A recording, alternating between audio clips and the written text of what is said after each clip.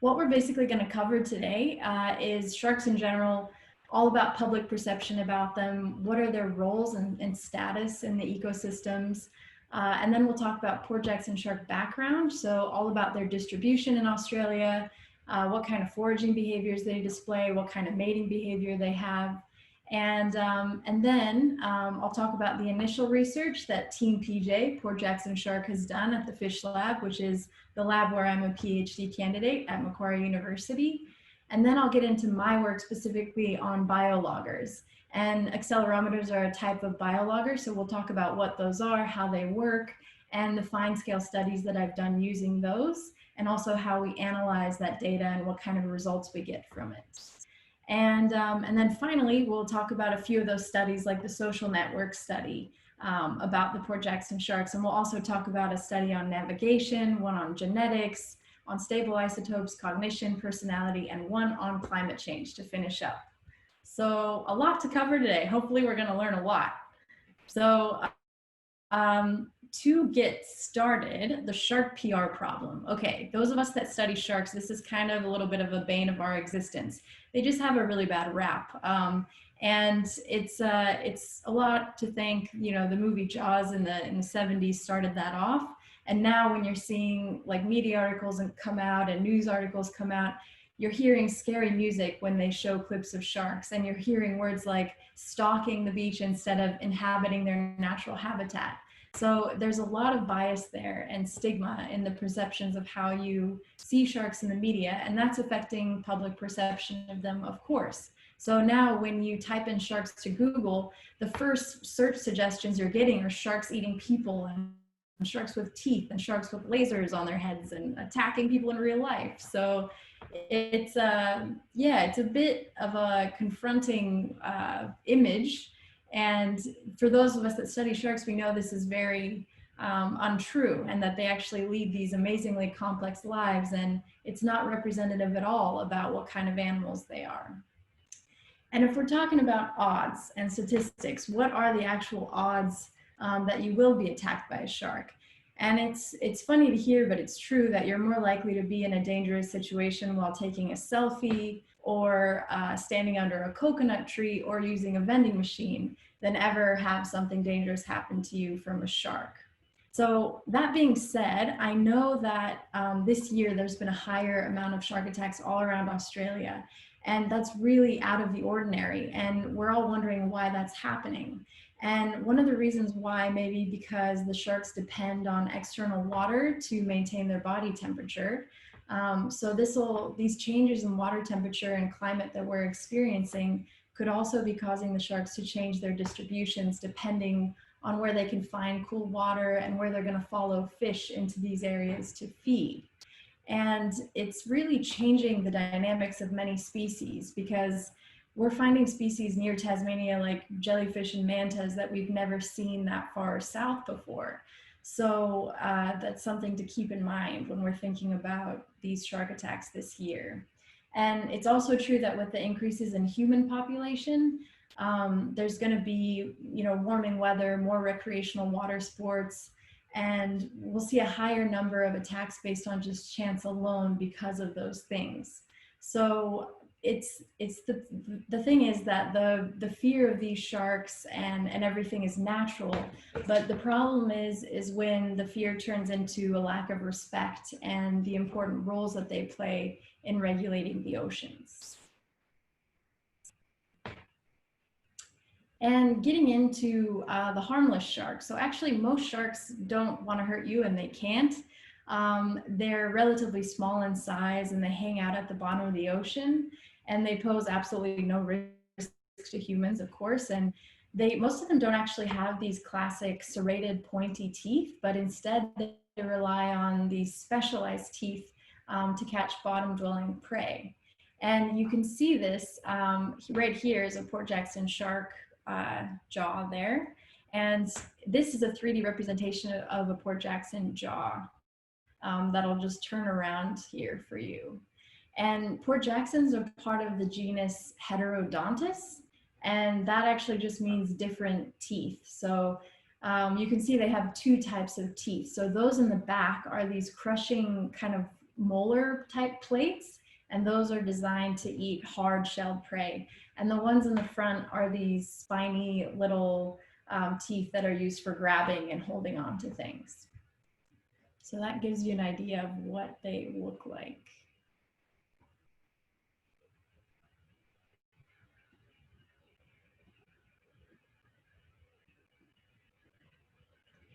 And when we're talking about the status and roles of sharks in general, so a quarter of all sharks and ray species are threatened, according to the IUCN Red List. And sharks are, there was a giant study this year that was published in Nature called Global Fin Print. And this study just basically said one of the points was that sharks are missing from about 20% of surveyed coral reefs, which is a huge amount of reefs to be missing from. And this is troubling because we know that sharks exert these top-down influences, and they're actually just keeping all these ecosystems healthy the same way that the big cats in Africa are keeping those ecosystems healthy, just the ocean is a lot less visible.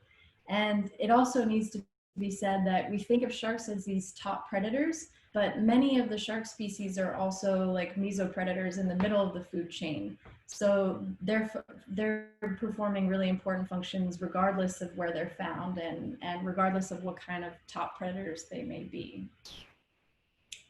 And that brings me to the Port Jackson shark. So this is a great species, and I'm lucky enough to work with a species that isn't vulnerable or endangered, and I'd like to keep it that way. So I'd like to prevent them from declining and losing population numbers.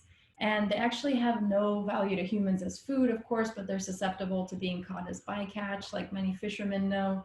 And to kind of start to learn more about this species and begin managing sharks in our area of the eastern coastline, we chose them as a model to study because we thought that they're having really big effects on their surrounding ecosystems because there are so many of them.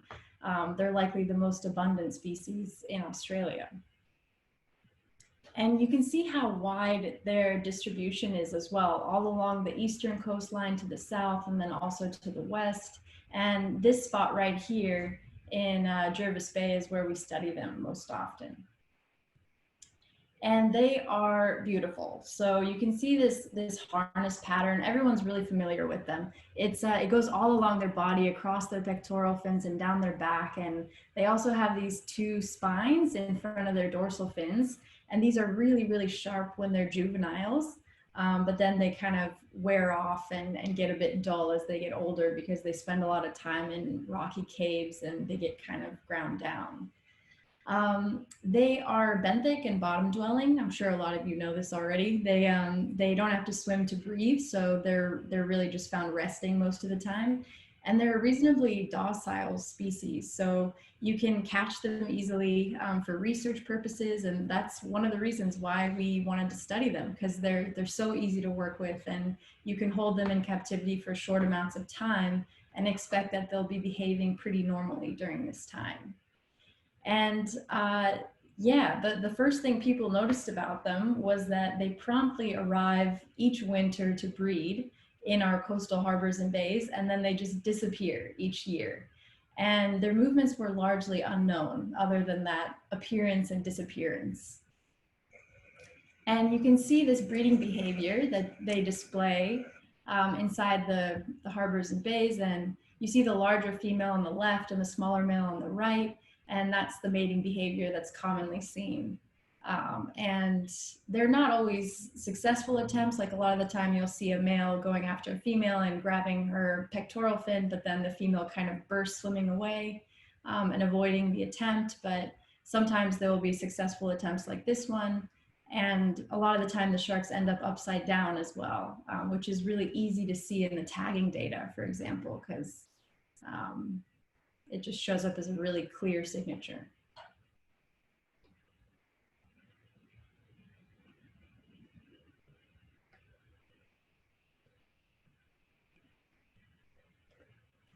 And when it comes to foraging, like we mentioned about their dentition, they are eating hard-shelled stuff most of the time. And that's like echinoderms, like urchins, mollusks, clams, snails, and they're really specialized to eat that prey.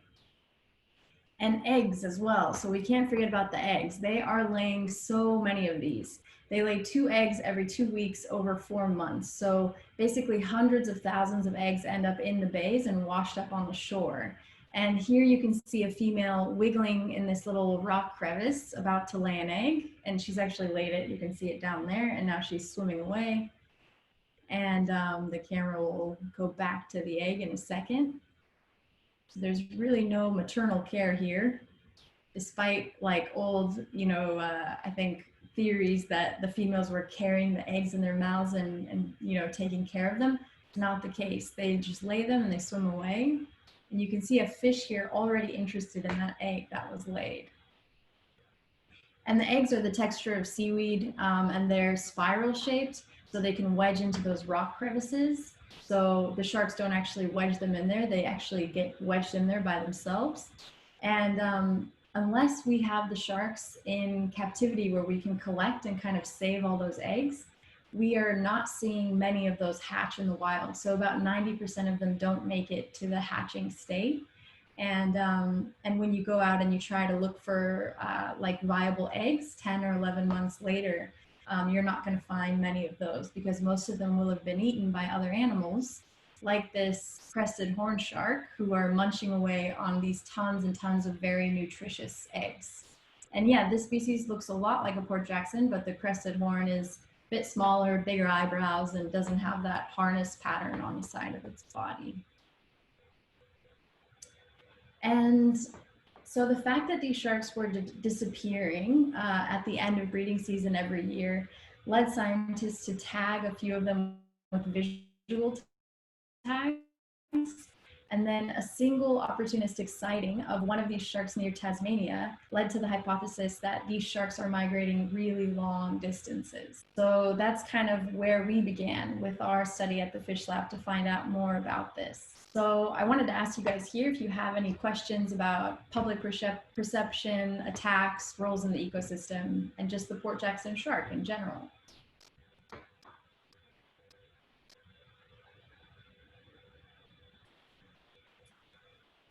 Okay, so we don't look to have any questions at the moment, Juliana, but everyone thinks it's a really cool egg, so. Awesome, that's great. Then we can move on to the next part for sure. Okay. So Team PJ was formed. Our professor, Cullen Brown, who's right here, he put together this giant team of postdocs and doctorate students and master's students and everybody else to answer all these questions about the Port Jackson shark. And this spanned everybody from Taronga Conservation Society to New South Wales Fisheries and the Bimini Shark Lab and social networks as well, which Dr. Johan Morier is like a big guru of. And yeah, the rest of us studied everything from shark activity and movements to stable isotopes, all the way to learning and memory, personality, all of these subjects about this one species. So it was a really wonderful collaboration to compare our notes and just learn everything possible about them using all of the techniques that are available for marine biologists. And I mentioned that most often we were in this part of the world, over here in Jervis Bay, a couple hours south of Sydney. And it's a beautiful place to work. Even in the winter time, it's nice, even though it gets pretty cold. And how we started studying the sharks was using acoustic telemetry. And what you do for this is you catch the sharks on scuba or snorkel, and you implant this Vemco acoustic tag into the cavity, the body cavity of the shark. And of course, we have them anesthetized during this so they don't feel pain. And then we release the shark and we track it for up to 10 years because the battery inside of that tag is amazing and allows us to do that. And then this small cylinder here is the actual tag that we implant in the cavity. But this larger cylinder here is the acoustic receiver that we have weighted down inside of the bays. And what happens is that whenever a shark swims within 400 meters of one of these receivers, we just know about it, and it sends an individual ID ping and then the acoustic receiver stores it. So we know when and where that's happened. So we can get an idea of movements and frequency and how loyal they are to certain sites. And this is a picture of all of the receivers that we have in Jervis Bay. And this is done through collaboration. So other people own some of these as well, which is why this network is so great. And you can see they're all along these reefs along the coast. And there's also a gate along the mouth of the bay where we know if a shark swims in or out of the bay, which is great. And then not pictured here are all the receivers to the north and also to the south. And those are really helpful as well to learn about migrations and what's happening on an annual basis. And then after a few years of this study, we started finding some things out. And Nathan Bass, our early colleague at the Fish Lab, headed this study. And after 3 years, he could see that June was the month. So males are showing up before females, and they're showing up in June. And we think this is to kind of stake out a territory to wait for those females who are coming in. And then females are showing up a little bit later, but staying longer. And then we think this is because they're trying to reduce egg predation on their eggs, because PJs will actually predate upon their own eggs as well. And there's a mating video again. So when it came to site fidelity, this was really interesting, and this was really uncommon for a shark species. 97% of detections for males are from a single reef, so they're incredibly loyal to their home reefs. And females were pretty loyal as well at 83%. And then 64% of females and 100% of males actually return to the same breeding reef each year. And this is pretty incredible because it means they have these amazing navigation abilities, and they're going back to not only the same reef, but also the same cave sometimes. And year after year, we could see this in our research because I was catching the very same shark in the very same cave each year, which was incredible. And when it came to migration, most of the Jervis Bay population that we were studying migrated south down to the Bass Strait for the summers and then returned to Jervis Bay each winter. But each shark was really variable, and they all acted like individuals. And some of them went north, some of them went off the continental shelf. And we think this is, and some of them probably stayed down there as well because they didn't show up on the receiver network again.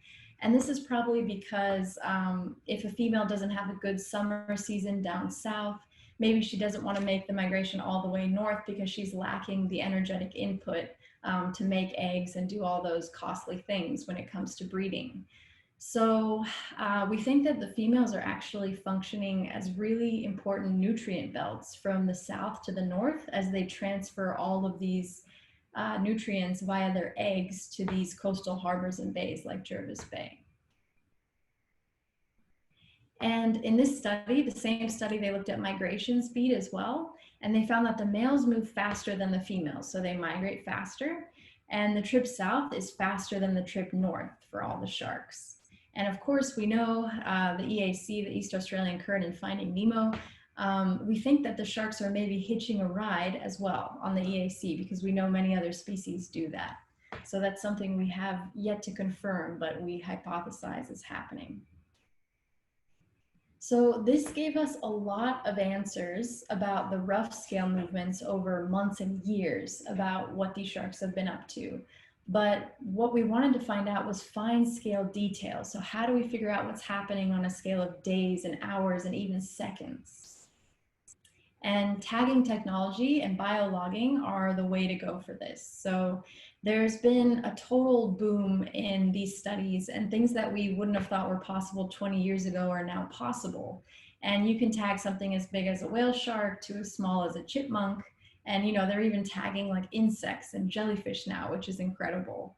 And this is all because these tags have developed to have better storage, computation, better battery life, and they've also gotten a lot cheaper, which is a huge effect of their use. And that's got to be my favorite picture of any tagging study. I think that's great. And all of these studies are collecting so much data, and they're basically just leading to more informed conservation and management decisions for all the species that we're learning more about. So these accelerometers, I can tell you a bit about what they're made of and what they're actually giving us. And they are basically Fitbits, but for sharks. So you can see a small tag here that we use on the sharks, and that's an accelerometer, basically. And what it's doing is it's measuring change in velocity over time. So it's just measuring front to back, side to side, and up and down movements on 3 planes for this shark. And it's really easy to visualize because all they're doing is creating a picture or a graph of these behaviors.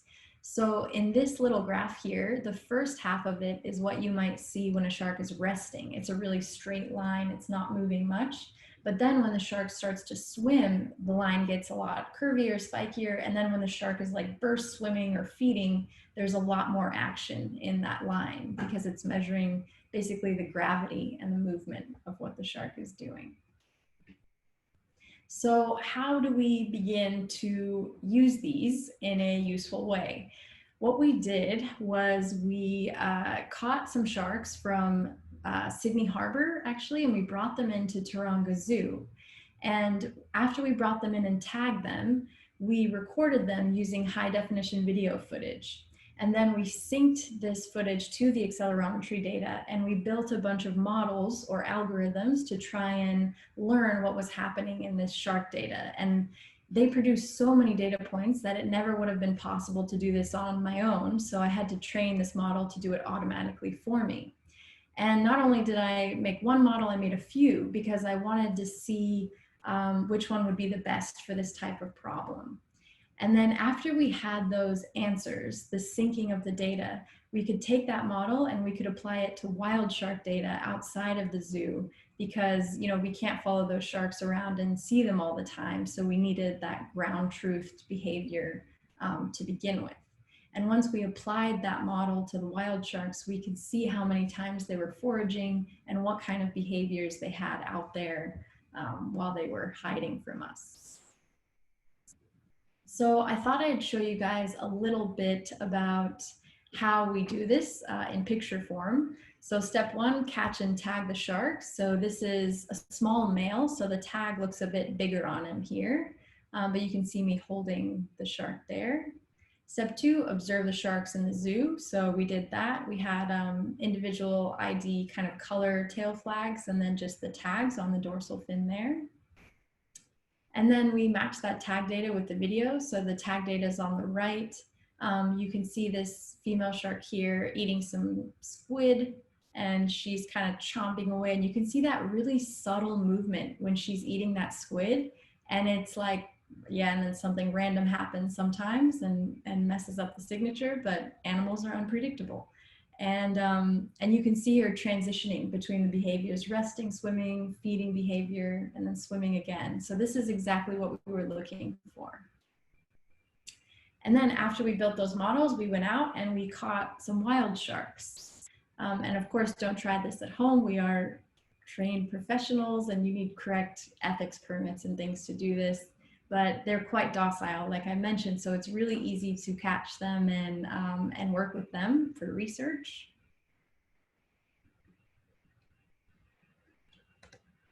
And we really slowly bring them up to the boat after that because the sharks haven't felt gravity before, basically, so it's quite a jarring experience for them.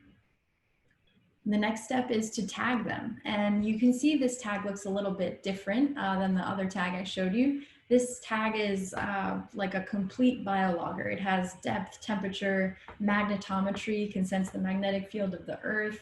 It has a light sensor on it, like it has accelerometer and everything. So you know the shark's movements as well as the environmental variables that are happening around the shark.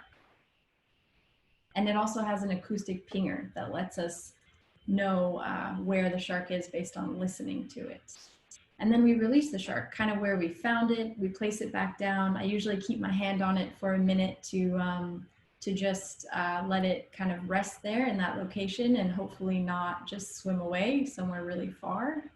And about a week later, we come back to try and track down that shark. So you can see me sitting there with an acoustic tracker on my lap and then my hand on a hydrophone that I'm turning around in a circle trying to listen to the pinging sound from that tag.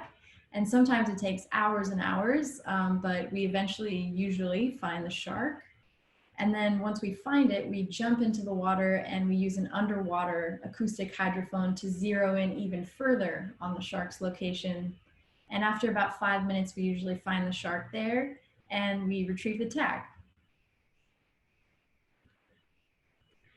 And this is the kind of data that we're looking at that I showed you a bit of before. And when I have these tags measuring at 10 times per second or 10 hertz for 1 week, there's over 18 million data points. So this is a biologist's best and worst dream and nightmare, basically. It's a huge amount of data that you have to have the skills to analyze and work with to find out what's going on there. And how we do it is with the machine learning analysis. So what is machine learning? It's basically the labeling of stuff using examples. And your brain is amazing at labeling stuff. So you look at that picture and you see that it's a dog right away. And what machine learning says is basically look at a bunch of examples of dogs and not dogs, like rhinos or something, and figure it out and learn yourself what the differences are to categorize them automatically. But in real life, we all know that things can get a little bit more complicated. So even in your brain here is having a hard time differentiating between what's a dog and what's a muffin, for example. And so that's why we had to test out all these different models to see which one would be the best at solving our problem. And we tried ensemble models, nonlinear models, and neural networks. And these are just different forms of complexity, basically. One is just a simple tree with a yes, no kind of either or response. And the other is a collection of trees lined up to each other that is a bit more complicated and can solve things a little bit more slowly. And then neural networks are actually based on the human brain, so they're the most complex of all. And we found that ensemble models solve the problem the best. So random forest models particularly were really good at this problem with the Port Jackson sharks. And what did we find overall? So this is a resulting graph of the behaviors. And you can see that the shark is transitioning from swimming to resting, chewing behavior, and vertical swimming behavior for just over a minute in time. And we found that sharks are foraging at shallower location and also that males are foraging more than females. So this suggests that they have higher energetic needs than females do in some cases, but we need to look more into these hypotheses because females are the ones producing all of the eggs in these locations. And we know that this is important because Port Jackson sharks are eating urchins, like we mentioned, and urchins are eating all the kelp in our Great Southern Reef. So without them being regulators of the urchins, we could see a huge decline in the Southern Reef kelp areas that are the homes for many other species. And vertical swimming was also a really interesting behavior that we honed in on. So of course, only the captive sharks were displaying this vertical swimming behavior. And you can see one of the female sharks here. She's wearing one of the harness designs that we had in captivity. And that was just a simple way that we were trying out to attach the tags. And right now is when she's swimming vertically. And of course, you don't meet many of these walls in nature and in the wild. So it was important to us to reach the conclusion that, yes, this is only happening in captivity. And this is a high energy, high cost behavior that could be affecting shark welfare in these cases. And more to do with the captive sharks. One of the most interesting things that I found was that the sharks held in captivity actually increased their activity levels at the time of migration. So in this graph, it's this black line here is showing that in early breeding season, there's a lot of sharks because all the sharks are present in the bays getting ready to breed. And then as time goes on in late breeding season, they all leave, so there's less sharks. And what we saw was that the captive sharks showed lower activity levels during early breeding season, and then really high activity levels when it was time for them to leave for migration. And this was pretty exciting to see because this type of behavior is really well documented in birds, this migratory restlessness. And it's also been seen in salmon and a couple other fish species, but never before in sharks. So we want to look more into this behavior in a captive environment as well. And just to finish off with this section, the future aims of our study, I want to say that, yeah, movement data alone isn't sufficient. So we do need environmental information like temperature, oxygen, dissolved oxygen in the water, and also pH and acidity of the ocean, because we know that these factors are changing in our coastal environments and also in deeper ocean environments. So while we're using these biologgers, it's prudent to have these extra sensors collecting data as well. So any questions on that stuff? Acoustic tagging, accelerometer tags, and methods? We've got a couple of questions. So Renee has asked if Jarvis Bay is the most northern extent of the Port Jackson sharks. They actually go a bit further north than that. Yeah, up into, well, Port Stephens area is where we're studying the biggest aggregation of them, is the furthest north, but they're often seen a bit further north than that as well. So yeah, we try to stick to the spots where they aggregate most often, but you get some kooky individuals going every which way, I think. And are warming ocean temperatures expected to affect their distribution? Do you think they're going to, I suppose, go further south, or? It's likely, and we're looking at that right now with the tagging temperature data, and also with sea surface temperatures that are a good proxy for at depth temperature. And it is likely that their distribution will change. And there was a great paper that came out on tiger sharks recently describing how their distributions are already changing in the last few years based upon temperature. Okay, great. And we've got, well, oh yes, and Stacey would like to know, what age do the females start breeding?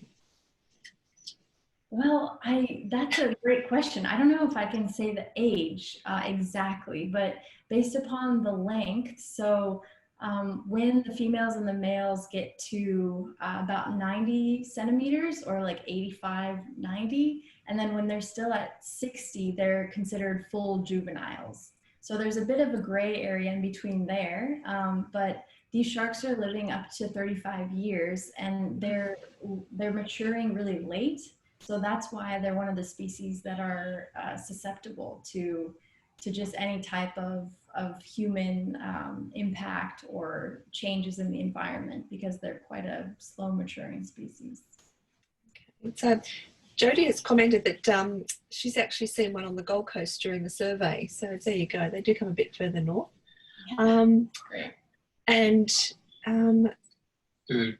Stacey also want to know if babies and juvenile sharks, do they also migrate, or is it only the adults?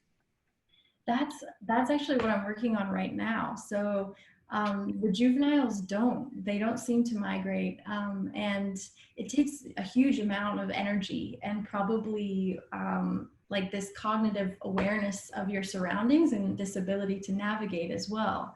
So this has to kind of like build up in some way, or be socially learned perhaps, as one of our colleagues is also researching right now. So they don't start migrating until later, until they reach that adult status. Okay. Well, thank you. That's all we have for the moment. So would you like to carry on? Yeah, definitely. So I have a few more minutes, and I think it's good timing because I'll cover those other studies, this last section that I talked about, which is all of the other great studies by the Fish Lab. And the social networks. So I heard that this was covered on dolphins already.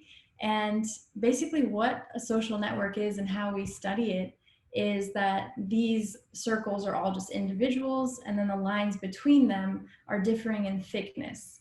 And then the thin lines show an association that's really weak, so they don't rest together often, they don't hang out often. And then the thick lines are ones that are found together all the time. And how we study this, Johan Morier, he's a guru for the social networks, of course. We can't study this using the traditional acoustic tag receiver because if you remember, it's 400 meters that we're looking at in that one if a shark passes by. So we have to use smaller acoustics for that. And one of them has a 10-meter detection range, and the other one is actually a receiver that you put on a shark, or like a business card tag, as we call it, that you put on a shark and it sees what other sharks are around it. So it's like a networking shark. And what Johan found was that the sharks are actually assorting by sex and by size. So females will rest with females and males with males, but they're not assorting by genetic relatedness. And when it comes to navigation, so how do they find their home reef? Do they have a cognitive map of their surroundings? And Katerina Villapuca is one of the researchers from our fish lab who graduated, who did this study. And this is probably one of the most painful ways to collect data, but we did it. So you go out there on the boat, you catch a shark at sunset, you tag it with one of these acoustic tags, and then you take it from its home reef, which is the red star here, Orion Beach, and you put it at one of these other reefs along the coast, or you put it in the center of the bay here. And then you see how long it takes to get back to its home reef, because we know they're incredibly loyal to their home reefs. And what we did was we just followed the shark all night long from the boat, basically just listening to that pinging tag, and stayed very close to the shark so we could have a really detailed map of its track pattern going back home. And females and female and male sharks released in the middle of the bay, they take longer to return home, but the males take less time, of course, because of their site fidelity and loyalty to their home reefs. And when it came to genetics, Dr. Joanna Day made this insight into the juvenile male-based dispersal of this species. And they basically have really, really high site fidelity to the breeding grounds. So we think that the juvenile males are the ones moving between the populations and spreading the genetics between them. And stable isotopes as well, because we had to use every technique available. This is the science of you are what you eat. So males, we found, have lower carbon and higher nitrogen heavy isotopes. From both their blood and also from the fin clips that we're taking. So you can measure blood and tissue to give you a different timeline of what's happened more recently in the blood and what's happened over a longer time span in the tissue. And it was interesting to see that females are eating less pelagic food items like fish that are swimming in the ocean water column. And then males are eating more of those. And then the females are actually eating more urchins. So they have a slightly different diet, which is sex specific. And cognition. So this is Dr. Villapuca's study as well, where she had juvenile sharks learning to associate jazz music with a food reward. And after a number of days in the lab, they were able to make this association. And this just goes to show like how the training and everything is working with these animals and what they're capable of cognitively to associate. And jazz music was chosen because basically in water, music is just vibration anyway. So it could have been any type of frequency, but she went one step further and she tried to get them to differentiate between jazz and classical music, but they weren't able to do that task. They could only associate jazz music with a food reward. And we also did this at Taronga Zoo with the adult sharks, where we showed them a visual cue, which was a black square on a white piece of paper. And after about 7 weeks, 3 of the sharks learned to make this association with a food reward, which was pretty impressive. And shark personality. So this is one of the areas that is really well studied in fish. And how we study this is by catching them in the wild and seeing how they respond. And they move from being basically very shy and not moving at all to some of them, when you catch them repeatedly, they will try to struggle and get away. And every time you catch them, they'll make the same response. So that's attributed to a lot of other different personality traits, but basically it's on the shyness, boldness spectrum.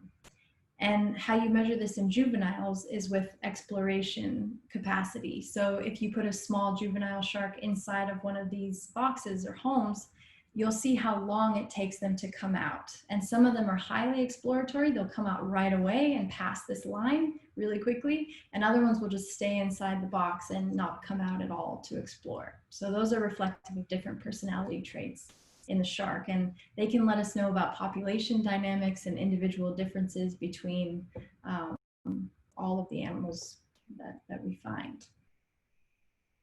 And finally, climate change. So Connor, Gervais, and Katerina did this study together, and they were looking to see whether laterality, which is left or right-handedness, is affected by a +3 degree change in temperature. So these sharks were reared at higher temperatures, and they did have a rightward turning bias. So this actually changed their cognition in some way. And it showed that there is evidence that sharks are susceptible to the effects of future ocean warming. And this is basically everything we've gone through. So we've learned that PJ sharks had to undertake large annual migrations. They're super loyal to their sites. They have social networks or friends. They can learn and form associations. They have personalities. They display sex-specific differences when migrating and feeding. And there's evidence that they're affected by climate change. And from the years of working with these animals, I can tell you firsthand, they lead these really complex lives that we can't see most of the time, but they're doing these nuanced behaviors out in the ocean every day. And it's just a matter of time before we can find out what those are. And it's important we find out what they are because of the changing ocean climate that's occurring. And we can launch the second poll now, so we can figure out what you guys thought was the most interesting. And thank you so much for listening. And thanks Reef Check for having me on the Coast to Coral series. I'm really glad to be here. Well, I think that's awesome. We do have another couple of questions for you. On average, how long did it take for the sharks to make it back to their home reefs? And why was it important to do the navigation study at night? And did any of them not make it back? A couple of them didn't make it back, and we probably just didn't have enough time because we were only in Jervis Bay for a month. So they probably came back after we left. They just took a bit longer. And it was like 4 to 6 days for the males, 7 to 10 days for the females usually. And it was important to do it at night because the sharks are nocturnal. So if we moved them during the day, they would probably just rest and sit there all day and be their lazy selves. But then at night, of course, they get up, they get really active, and they start living their lives. So if we displaced them at night, it was really likely that they were going to swim and make the beeline back to their home reefs. Oh, awesome. And Heather has asked, if they're very loyal to their habitat location, what happens when their habitat is destroyed? Do they find new habitat? That's a really good question. I wouldn't know what would happen. I imagine that they have these really strong cues for migration and also this really high site fidelity. So if something happened to the caves and the reefs that they're returning to each year, I think it would be a really negative outcome for them because it's not likely that they're able to adapt that quickly as like an anthropogenic or human change would call for. So yeah, it's a dark thought. That's very sad. That's it for questions. That's great, right on time. And yeah, thanks again for having me. And you can write me on Twitter or email or anything if you ever want to hear more about the sharks. I'm always happy to chat about them. Cool. Thanks for coming, and we'll see you next time. Thanks so much, Julianna. Really appreciate it. Thanks for having me. Bye, everybody.